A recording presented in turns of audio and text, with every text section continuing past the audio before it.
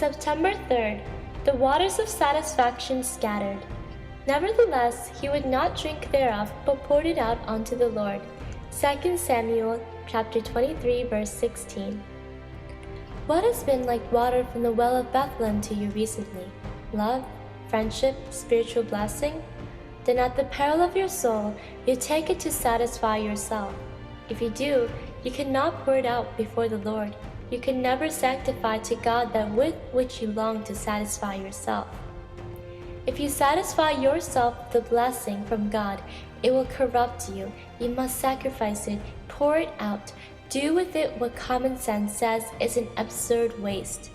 How am I to pour out unto the Lord natural love or spiritual blessing?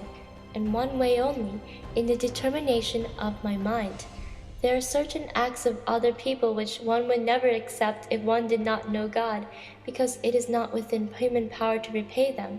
But immediately I say, this is too great and worthy for me. It is not meant for a human being at all. I must pour it out unto the Lord. Then these things pour out in rivers of living water all around. Until I do pour these things out before the Lord, they endanger those I love as well as myself, because they will turn to lust. We can't be lustful in things which are not sordid and vile. Love has to get to its transfiguration point of being poured out unto the Lord. If you have become bitter and sour, it is because when God gave you a blessing, you clutched it for yourself, whereas if you had poured it out unto the Lord, you would have been the sweetest person out of heaven.